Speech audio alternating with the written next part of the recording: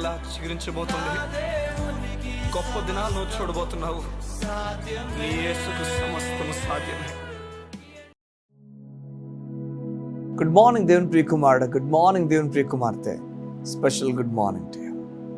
ఈ ఉదయం లెగ్గానే లేవడం తోడనే మనసంతా కూడా దిగులుతో నిండిపోయింది.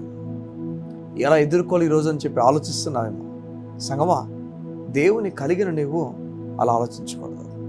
బైబిల్ చెప్తుంది, అబ్రాము మృతతుల్యమైన సారా గర్భం గురించి మాట్లాడుతుంది. అబ్రాము ఆ శరీరం కాస్త 100 ఏళ్ళు అయిపోయి ఖండానికి, లేకపోతే బిడల గురించి ఎటువంటి విషయంలో కూడా బిడలు పుట్టే అవకాశం లేని వ్యక్తులుగా, బిడలు పుట్టలేని ఒక తనం వారిద్దరు కూడా కలిగి ఉన్నారు.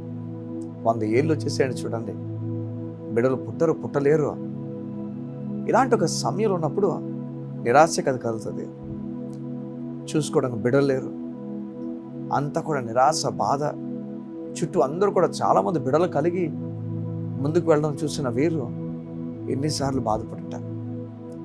కానాను దేశంలో, ఆ చుట్టుపక్కల ప్రాంతాల్లో ఎందరో బిడలు తిరుగుతుంటే, వారింటి ముందు నుంచి బిడ్డలు వెళ్ళిపోతుంటే ఎంత బాధగా అనిపిస్తుంది కదా. ఈ ఉదయం ఒకవేళ అలా నిరాశను ఎదుర్కొంటున్న వ్యక్తి నువ్వేమో. నీ ముందు నుంచి జరుగుతున్న అన్నీ కూడా నీకు బాధ అనిపిస్తున్నాయేమో, చాలా బాధ పెడుతున్నాయేమో.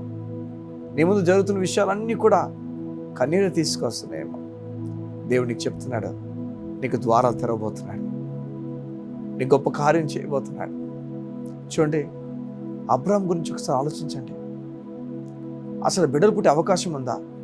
లేదు సంగమా, పుట్టే అవకాశం లేనే లేదు. ఈరోజు కూడా డాక్టర్స్ ఎంతమంది ఆశ్చర్యపోతున్నారు తెలుసా? ఏ విషయాలు అడుగుతారా? ఎందరో రోగులు గుండా వెళ్తున్నప్పుడు, రోగాలు గుండా వెళ్తున్నప్పుడు, యాక్సిడెంట్స్ గుండా వెళ్తున్నప్పుడు ఎందరినో దేవుడు స్వస్థపరిచి నిలబడడంతో డాక్టర్స్ రిపోర్ట్స్ చూసిన తర్వాత, ముందున్న రిపోర్ట్స్, ఆ తర్వాత ఉన్న రిపోర్ట్స్ చూస్తే రెండింటిని కంపేర్ చేస్తున్నప్పుడు ఆశ్చర్యం. ఈ వ్యక్తి కాదు, ఈ వ్యక్తి కాదని చెప్పి, ఈ వ్యక్తి కానే కాదని చెప్పి వారు ఆశ్చర్యపోతున్నారు. వారు ఆశ్చర్యంతో మాట్లాడుతున్నారు. ఎందుకలా మాట్లాడుతున్నారంటే కారణం, దేవుడు ఇలా రోగం కలిగిన వ్యక్తిని పూర్తిగా స్వస్థపరచటం. క్యాన్సర్ రోగాలతో వారు స్వస్థపరచబడ్డారు, దీర్ఘకాలపు రోగాలతో వారు స్వస్థపరచబడ్డారు. దేవుడు నీకు చెప్తున్నాడు, నిన్ను కూడా దేవుడు స్వస్థపరచబోతున్నాడు. బ్రదర్, నన్ను స్వస్థపరుస్తాడా? అమ్మా, ఒక మాట చెప్పండి, తన కుమారుని నీ పాపం కొరకు వదిలేసుకుని ఎలా వదిలేస్తాడు చెప్పండి?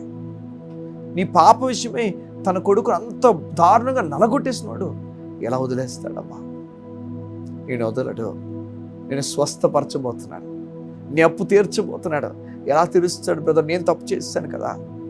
మీకు ఒక మాట చెప్పరా, ఈ తప్పైన కుమారుడు ఇష్టానుసారంగా వెళ్ళిపోయి ఒకళ్ళు అప్పు చేసేసి వచ్చేస్తుంటే తండ్రి తీర్చుండేవాడు కాదా? తండ్రి తీర్చుండేవాడు కాదా? ఈ ఉదయం దేవుడు నీతో మాట్లాడుతున్నాడు, నీ అప్పును కూడా ఆయన తీరుస్తాడు. ఈరోజు విరిగిపోయిన ఒక గ్లాస్ నువ్వేమో, విరిగిపోయిన ఒక పాత్ర నువ్వేమో, దాన్ని దేవుడు తీసుకొని బెస్ట్ పాత్రగా మార్చబోతున్నాడు. ఎవరిని మాట్లాడుతున్నప్పుడు నేను నమ్ముతున్నాను, దేవుడు నీతో మాట్లాడుతున్నాడు. నా హృదయం అయితే కదిలించబడుతుంది ఈ విషయాలు మాట్లాడుతున్నప్పుడు. నేను దేవుడు వాడుకోలు సేవలో బలమైన పాత్రను మారని దేవుడు కోరుతున్నాడు. సంగమా, యువతి అన్న, మృతతుల్యమైపోయిన సారా గర్భం కానీ, మృతమైపోయిన అబ్రాము శరీరం అయితే, ఇక పనికిరాదు బిడ్డల ఖండానికన్నా శరీరాలు రెండు కూడా దేవుడు రెన్యూవల్ చేశాడు. నిన్ను కూడా దేవుడు రెన్యూవల్ చేయడానికి ఇష్టపడుతున్నాడు. నూతనంగా మార్చబోతున్నాడు. నూతన కార్యాలు నీకు జరగబోతున్నాయి.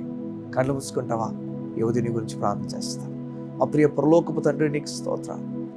నీ బిడ్డలు ఎలాంటి గాయాలు గుండా వెళ్తున్నారో తెలియదు. ఈ ఉదయం లేచినప్పుడే నిరాశపడిపోయి వారి జీవితాన్ని ప్రారంభించారేమో. లేదు, నువ్వు వారిని ప్రేమించావు గనుకనే నీ కుమారుని విడిచిపెట్టావు కదా. వారి గురించి వారు భయం పడకుండా, భయాలు లేకుండా నువ్వు వారితో ఉన్న ధైర్యంతో నడిచినట్లుగా సహాయించు. నీ గొప్ప నెమ్మదిని నీ బిడ్డలకు ప్రకటించచ్చు. దేవుని కార్యము వారు చూచునుగాక, దేవుని నెమ్మదితో వారు నడుచుదురుగాక. యేసు నామమున ప్రార్థించచ్చు నామ తండ్రి.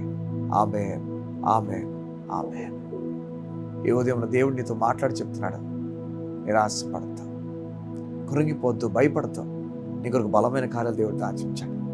God bless you. See you tomorrow.